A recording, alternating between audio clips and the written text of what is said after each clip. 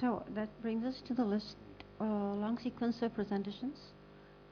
If we all agree, we could spend about 10, 15 minutes on some of the, some people who wanted to intervene. There may not be time for PowerPoint presentations, so we won't take PowerPoint presentations, but we'll take brief intervention and observations. And yes, we can, sorry.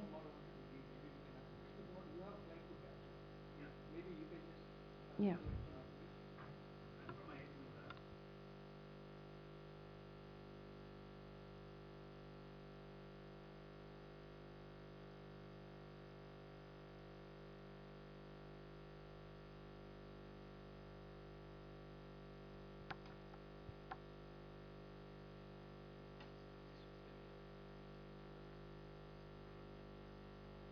Yeah.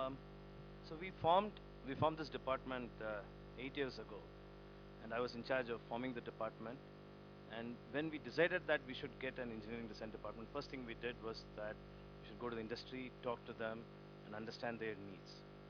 So when I started talking to the industries, we were surprised that we got 8 crores straight away. In other words, Ashok Leyland and Bosch came forward to sponsor this department, and we had a funding of 8 crores from them. We formed a committee of people from the industry to advise us as to what they feel are their requirements. We said we will take it or leave it, the choice is ours, but we want to hear from you. Then we said that we should bring the joy of engineering to the table. This is very important. So the motto of the department is to bring the joy of engineering. We felt that our education is akin to teaching only biology to the medical doctors and asking them to go to the clinic and learn the clinical practice. In other words, we teach things in IITs and many other places which are not directly converted into practice. We said that we should correct this as well. We also recognize that products are both aesthetics, have both aesthetics and engineering, and we also recognize that architects and civil engineers have been existing together for a very long time, and maybe barring a few skirmishes, they've been existing for a very long time. Uh, this, I think, somehow other engineers have not realized, including mechanical engineers, and that's why we have a meeting where product form design and mechanical engineers talking about engineering design. But other civil engineers have never been in this kind of problems. The other thing we realized is that uh, products are interdisciplinary. Automobiles, for example, which was the joy of a mechanical engineer, is no more a mechanical engineering product. It has 30 to 40% of electronics. So, putting them together, we wanted to form a curriculum. We formed a curriculum 8 years ago. So we said that there should be engineering, there should be form design, there should be hands-on, there should be domain knowledge. So our curriculum consists of all these four. In engineering, we introduced mechanical engineering, electrical engineering, controls, electronics, all we combined them together. And we said that every engineering subject should have a lab. In other words, our department has a maximum number of labs, 13 labs altogether. So almost every course runs concurrently. And we said that the labs should not be structured.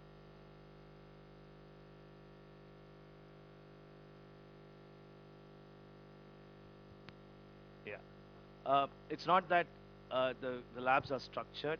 Most of them are unstructured labs. We also introduced 3 product design labs. In other words, in at 3 places, these people design a product. First, initially, in the first year itself, they look at products. We call this as product dissection lab. They look at the products, disassemble them, look at the various components of the product, put them together, and maybe come up with a small product with their own idea, or maybe some changes in the existing product. From this on, they go to a complete product design that they may do. We also said that they should work in the industry. So in fourth year, they are in the industry for 7 months. We embed them in a design design department of an industry. They work in the industry. In other words, we do not want to send out students. We want to send out professionals. So that's the reason we thought that we should put them in the industry. So they do a project in the industry. They come back and do another project, which sort of a research project with the faculty members. Uh, what we did in form design, we had a tie-up with the finance department of a very famous college, Telemaris College, and we did graphic arts, clay modeling, and all that with their help. Just to conclude, have we been successful? Uh, Time will say, but only thing I can say that is that 50% of the students who passed out last year, they have started companies. So I think that is that I would say, if you say a measure of success, and that's a good success. Thank you very much.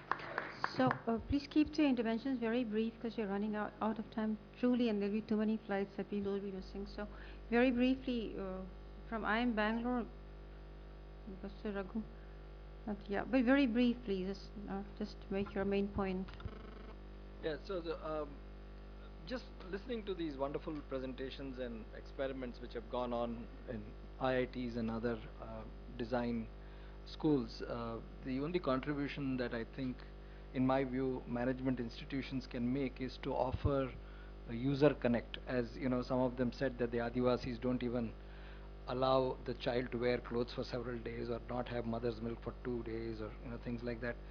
I think, as I noticed, starting from Professor Ray's presentation, the one made by IIT Kanpur, they've got excellent design products and projects. There is no connect at the societal level, in the sense that here is a great initiative.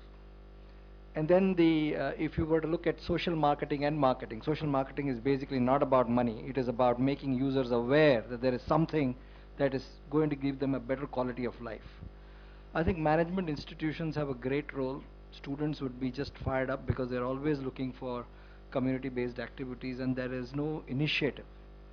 What I mean by that is an integrated initiative which allows the IITs and the students of IITs to link with students of IIMs and other business schools to look at demand creation. And I think if that can be a national initiative promoted by the ministry, that would be a great thing. Because this is one thing which always came up in our discussion. Post design, what do we do? So can you create an online course on this? Can I am Bangalore look at an online course on social marketing? Could be a short 15-hour, 20-hour, 14-hour module. Sure, sir. But which people can benefit from it. I mean, just the basics in some sense. No, we can do that. But our belief is, from the limited experimentation that we have engaged with, for example, Arvind is a great initiative, the eye care initiative for the eyes. Social marketing is basically really connecting with human beings. I mean, online course we can offer. But to, the joy of a student of economics who's always calculating, he suddenly realizes giving itself is a great bonus in life. You understand that incentive, that concept of incentive not just being money, but incentive also is about making it better for others. I mean, that concept, yeah. So online we can offer content, but I think much more to that. Yeah, sure.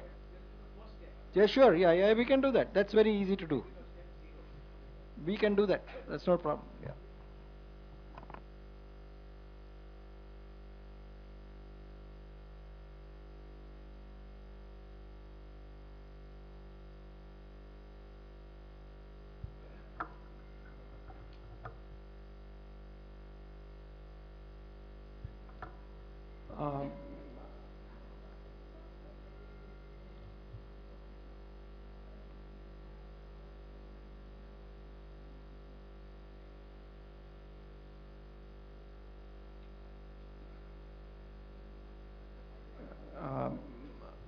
IIT Guwahati offers Bachelor of Design degree, Bachelor of Design program, probably the only IIT that offers BDS program. Also it offers MDes and PhD. We have a very strong and well balanced faculty covering all the specializations of design, including product design, communication design, interaction design, aesthetics, creativity.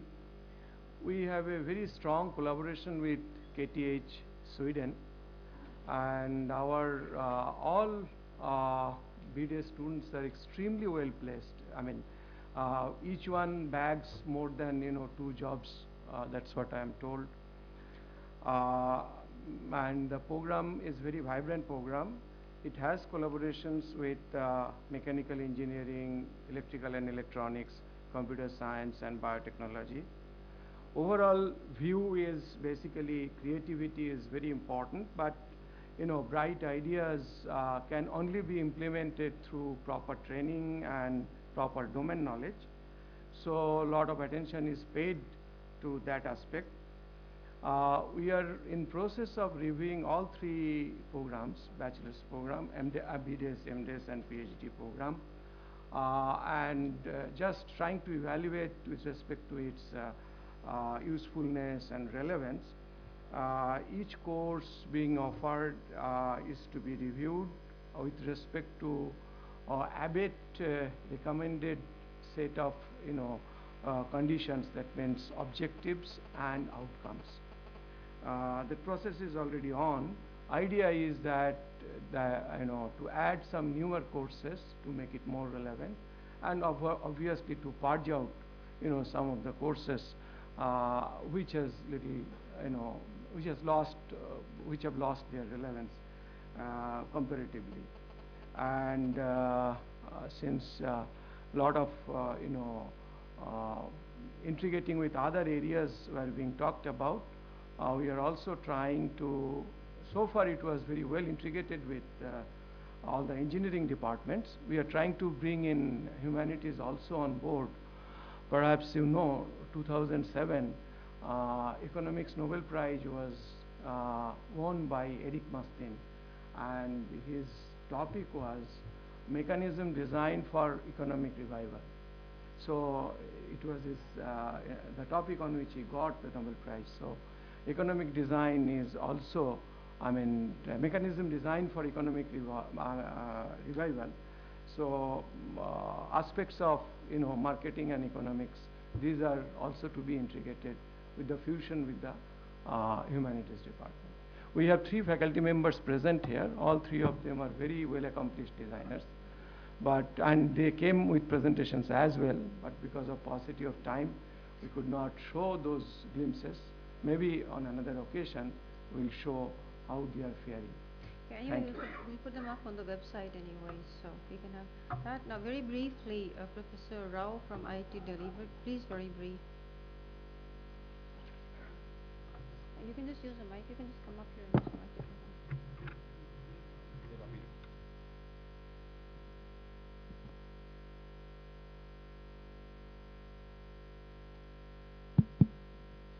Okay. So I think last year actually we were doing a similar type of a workshop within IIT as to how to bring the design component into engineering curriculum. And this year we are actually trying to see how to basically take the programs which have design in it to the next level. I think today's inputs, like today's takeaways from the workshop would help. Just to give an idea, like we felt that if you really want to bring the design into engineering programs, I think we have to start from the very first year. So keeping that in mind, we actually reoriented 4 of the first year courses which have now some significant design component. Okay. Just to mention, like we have a course on Introduction to Engineering, where we bring people who are very good designers across the country and across the globe to excite students about engineering and design. Then we just started a course called Engineering Visualization. Like if you remember, there used to be an engineering drawing course which is mostly procedural. So now we actually brought the cognitive component into it, and we call it as a engineering visualization. There's also an animation component which is in this. And the third is a product realization, where in the very first semester, students get to build a very small product in teams to get a feel of product realization. And there's another course which is more on product dissection, which was mentioned. And I think product dissection has been a very successful course. And this is one of the first initiative. The second initiative is that in order to promote actually design, we said in the new curriculum which is starting from this year, every student has to earn 5 credits outside classroom by engaging in design. So this is a graduation requirements. And in order to basically fulfill these 5 credits, we have almost like about 10 activities which we have created. So if for like 850 students we have to actually create about 1.5 man hours of design work for the students to engage and graduate. So there has been a lot of activities in that direction. So this can be through curricula as well as outside curricula. For example, just to give one idea, a faculty who is teaching a course in engineering can say, I can offer additional credit to students if, which is an optional credit in design, if they basically take up an additional design problem within that particular course. So there's a normal 3 credit course, but there is an additional design credit which can be earned because there is a design component which is built in into this particular course. This is an optional to faculty. Every faculty may not offer, but those who would like to do basically can come up. And the third aspect which is very important is that first time we, in the history of IIT Delhi, we now have a few courses where students belonging to different branches can come together to do a project. So when I say different branches, it does not necessarily mean electrical, chemical, computer science, mechanical, but it also includes students from industrial design, MBA students, and humanities. So for example, we just had a 9-day workshop where we had a team of 5 members. If you actually look at the composition of this team, it's very interesting. We had a UG engineering student, we had a PhD engineering student, we had an MBA student, industrial design student, joined with a junior senior resident from AIMS, working on, let's say, biodesign innovation for 9 days in order to do that. So we have more activities now in the space of multidisciplinary. And one of the last basically initiatives which I wanted to share is, starting from January, we have a course called Inclusive Innovation, where it's again a multidisciplinary team, and this is basically the technologies which benefit people at the bottom of a pyramid. And it's an immersive course. As people said, you have to go out of the field. And this course is also now funded, and it is along the course, if you really remember, Design for Extreme Affordability, which D School offers. And this course is funded by the same people who fund the D School, the Extreme Affordability course. Thank you.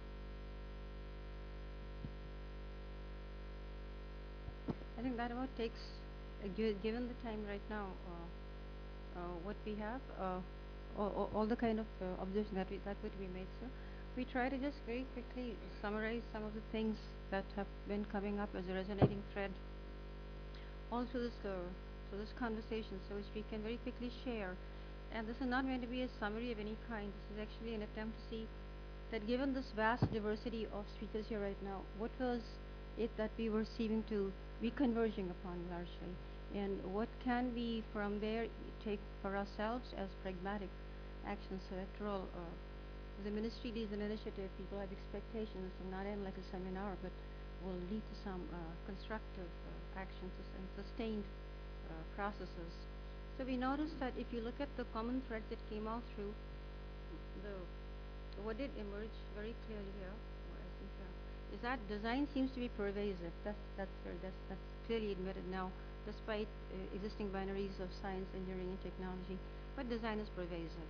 However, design thinking is needed to transform education, and there's an effort to link design with education. This is why MHRD is getting into this at all, and to make education relevant to life. So that's also coming out very clearly. Then, but the whole question has been about how, and it was interesting to note this entire discussion started off, sir, not on what to design, but how. The whole question of design, beginning with the initial remarks about design being form and function, actually the whole engagement was on the pedagogy of design, and I've tried to note down the words that were resonating all through in everybody's presentations in some manner or the other, and these words were: the pedagogy of design was exploratory, hands-on, problem-solving, experiential, real life. This is an affirmation of this approach. Studio-based projects, non-hierarchical, so that makes it creative, with multiple perspectives, and that makes it interdisciplinary. This was commonly shared no matter what entry point people had into design thinking. then it needs to be made more pervasive, and of course the fact that form and function interrelationship is the definition of aesthetics. So perfect form and function is aesthetics. Then the whole issue on what of design was about very clearly, and Mr. Petroda was very, very inspiring in the way he pointed us all to look at problems in society to make that inclusive, and that's how it becomes, how design is transformational. So that's the ethical aspect of design. So you have the aesthetic aspect of design, you have the functional aspect of design, but that's how the ethical aspect of it gets into that. It's what public good, and he gave a lot of, he actually offered a lot of problems for everyone to really do design research on and to do strong interventions based on that design research. They all come from the whole era of rights-based development policies. So, what does this imply actually? Yeah, what this implies, if this is the way, or how and the water design has come through and through through, then my implication it meant contextualization. There was a lot of emphasis on that. For example, slum designing, heritage, clusters, and we can go on adding to that list, helicopter, whatever.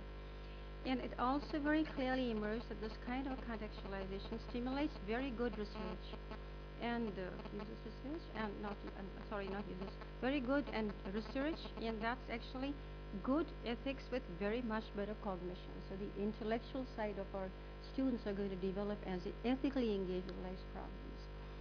And then this is what I like what Mr. Petroda said about look inside. It is look inside both in your individual self and look inside into your own country. And that's really engaging with discovering Indian culture and identity.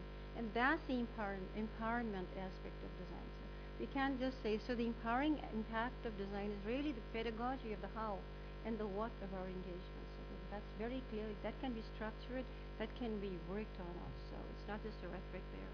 And of course, we need to bear in mind synergies of global design. All this is going to imply complexities and tensions, and I like the phrase the politics of design. We need to understand that very clearly change has to be interventionistic. And some of the steps, therefore, and how we can address these issues to rethink, as we said, our background said, rethink design education was. We just put together different thoughts that came through right now. This is not really very systematic, and we look to your support to make it systematic, is to stronger formation of sectoral groups, because that's where you begin your intervention from, and then who can occasionally meet, and as Mr. Petroda said, you can use the open design networks for that, Google Hangouts and so on and so forth, and they can draft an action plan for all sector. That's where the industry comes in also, and the ideas are strong on that in Saudi. You need people to drive that, and then he's talked about creating content, so you can use NKN for that. I liked what IMA director said over lunch, and he saw, and also what IMB the professor said right now on developing all this will require management strategies and to understand the dynamics of what can be done together. So the whole idea of bonding through networks, a community of design people, the internet, that's what creates a movement. Movements are when communities crystallize around common agendas. Otherwise, there is no end, and they're going to generate new conflicts. So, but that's where you need the management strategies and larger communities. Then we hope to be able to use all these ideas into a design manifesto for educational institutions to begin with, which could consist inter alia or collaborative activities that creates the creative groups, case studies, both for design education and policy design. So how do we inform better policy? By looking at case studies like what happened in Jal Mahal or what happened in Nimran originally. Then there could be projects and documentation. These could be multi-layered knowledge constructed creatively with an e-pedia architecture, and these could yield very useful interventions. Like we saw the Varanasi craft cluster. You could look at whole of Varanasi, sir. You can look at Mumbai. You can look at any ancient city with a long layered history to use that like an epistemological object. And this would then bring together culture, science, technology, history, people, language. So the process of construction would yield a lot of design innovations, would also deconstruct knowledge and bring groups together. And of course, some of that can actually feed into development policy directly. So, then of course, shared workshops, seminars will bring together more of this kind, but located in institutions. Then, so we think that we could actually support design schools. I use the word D school from Stanford. That is actually a working model where these kind of ideas are in operation. Or the Design Innovation Hub in Aalto University in Finland. And it doesn't require too much money or too many people. It's actually clearing and decluttering space for for people to come and think and create their own tools of thinking. So that's the beauty of Alto. Nobody has a skill set. You come and develop your own tools. So that's very interesting, and those could be looked at. And came in, and then so, but not just have these schools as seeding thing, but also then diffusing into mainstream curriculum and pedagogy, then looking at social marketing, and of course finally a design assessment. I hope somebody kept changing this. Nobody kept changing the slides, so somebody should have done that. Anyway, okay, finally, all right, okay, I didn't see that. All right, okay, my fault, I didn't see. Then finally, design assessment, because the whole issue about integrity and quality of standards. And so this is how we try to put together ideas. It's nice to note that no matter what side we came into, so we had the same core concerns. So that's the real platform, ideationally. And so we want something from you. I'd like you to say something, sir, because you lead us, and then we will close on a happy note of a film and a song.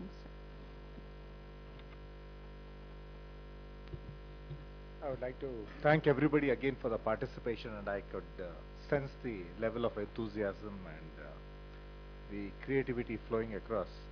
And since probably this, it's been a long time since we've had a seminar of this kind, where it's multidisciplinary and across professions. I think there was a lot of new energy into the deliberations of the day.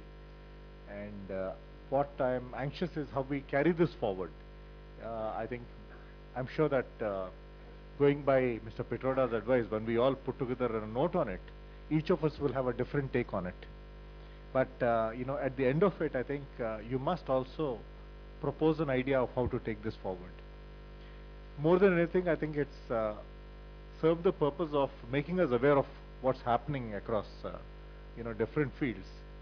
And but what I can sense is just like it happens in our research labs, a lot of good work is happening in India, but how do we get it out? How do we get the numbers? How do we get it into actual usage with the user? I think that is the bigger challenge. Going by my earlier experience with the Ministry of Defense, that's what was the problem. We had good work that was happening in the labs, but translation of that into a product that was useful to the armed forces was the weak link. And I think it is the same here. But I think when it comes to creativity, and if an idea is shared, there is enough enterprise out there for converting it into a product. So if you are not too finicky about patents and copyrights and all that, I'm sure the innovativeness to copy it and make it available to the market is there in India. I think we should be open to. And apart from that, I think we should look at, I think we have to think big, think scale, and that is where the challenge is. When I looked at the good work that was done by Rajiv and Amarnath, I think there's a challenge for everybody in almost every district. There is something or the other that can be reconstructed. And when we looked at this massive rural employment guarantee scheme, which was supposed to create jobs all across the country, it was creating jobs, but it wasn't really creating anything of value in a village. Also, it was supposed to deepen an existing tank or build a road between two villages where no communication existed.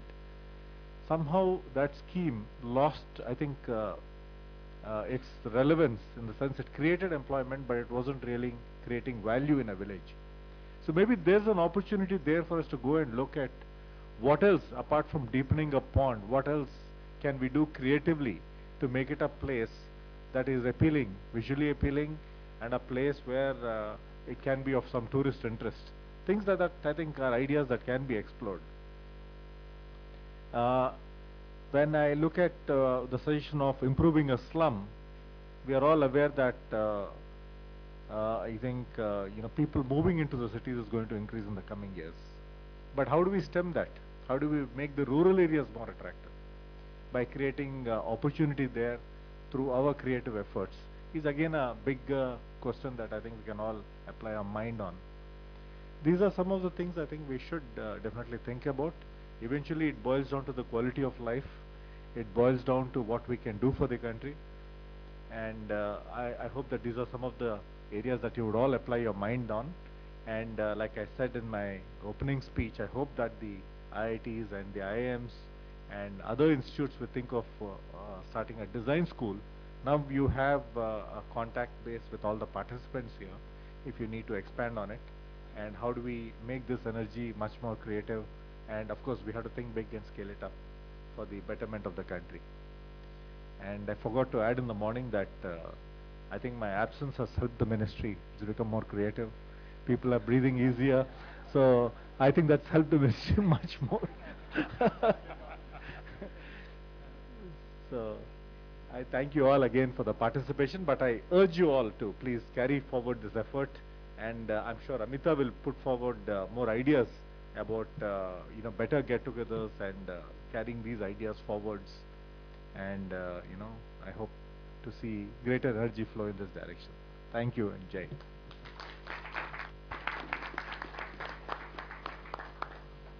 So while they put the film up, I just want to thank all the participants here for sitting all the day through and really participating energetically, and also to then impose on all of you later on to continue this creative partnership. So I want to thank you enormously from on behalf of all of us here right now. And if you're absent to let us work, I think that's a very creative design. Your whole absence. I want to thank the secretary who took time off, although we have a major review with the Prime Minister and the President tomorrow in the NIT, so I thank him. I want to thank a lot of people who've been working behind stage. I want to thank Professor Desai at IIT Hyderabad, who really started us off, and I hope at least his IIT Hyderabad will be able to use a lot of the collaboration they have to create a good design school. I want to thank IIT Bombay. I want to thank Professor Kakkar for giving space for design. I want to thank IDC, IIT Bombay. And I want to thank Alka in particular, who's been sitting there very quietly in the back and really been the kind of a bedrock for a lot of the work to happen right now. I want to thank IIT Kanpur, Kamadi Patil, who helped contribute to the original base paper, and she's not here anymore. I want to thank everybody else and hope that we continue to collaborate in the future, so we can now finish with a nice movie and a nice song and then go out for high tea. I want to thank GCD for the background and the materials, but forgive me if I forgot to thank someone.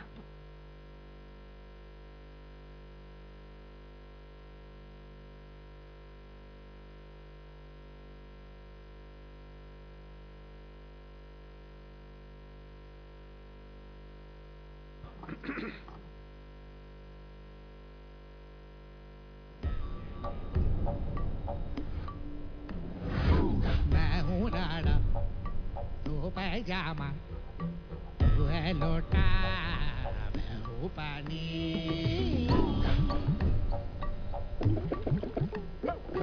मैं हूँ राणा तू पैजामा तू है लोटा मैं हूँ पानी मैं गोपी गोपी गवैया मैं गोपी गोपी गवैया तू बागा बागा बजैया तू है गुल्ला मैं हूँ रस तू है मुल्ला मैं हूँ दाढ़ी मैं हूँ राणा तू पैजामा तू है लोटा मैं हूँ पानी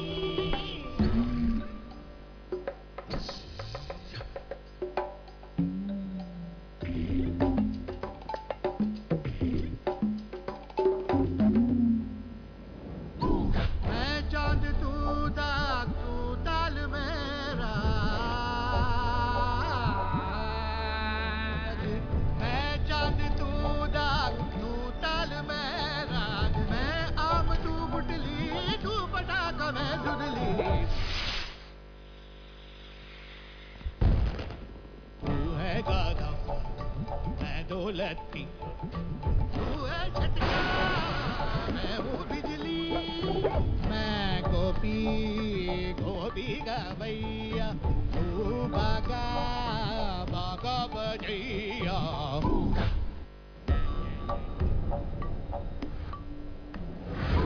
मैं हूँ राणा तू पैजामा